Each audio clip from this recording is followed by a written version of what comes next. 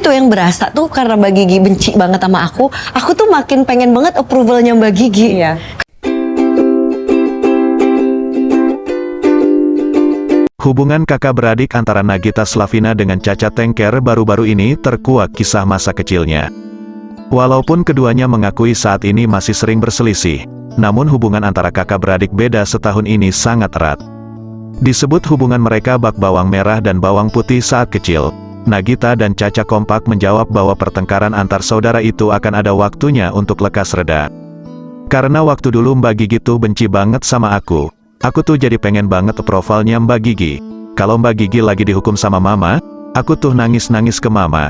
Udah dong kasihan Mbak Gigi, ungkap Cha-Cha Tengker melalui YouTube Wardah Beauty pada Rabu, tanggal 5 Maret tahun 2023. Di detik-detik terakhir tayangan tersebut, Nagita Slavina dan sang adik saling mengungkapkan kasih perasaan sayangnya dengan penuh haru dan air mata.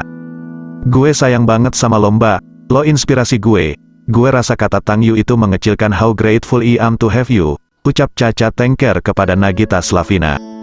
Mendengar ucapan kasih sayang dari sang adik, Nagita Slavina langsung berusaha menyeka air mata yang terus menghujani pipinya. "Terima kasih karena sudah mau mengerti gimana gue apapun itu. Sudah banyak mau memahami apa yang mungkin kelihatannya nggak baik, Tang U," balas Nagita sambil memeluk Cha-Cha. Selain itu, Nagita mengaku pernah merasa cemburu dengan kehadiran adiknya, Cha-Cha Tengker. Di sisi lain, saat titik terendah Cha-Cha, ia mengaku Nagita lah yang menjadi sumber penenang dan pembelajaran bagi dirinya.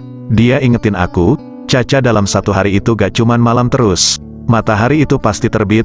Aku pengen nangis. Jadi intinya jangan takut, rasa sedih ini tuh bakal terus-terusan. Itu berarti banget," ungkap Cha-Cha penuh arti.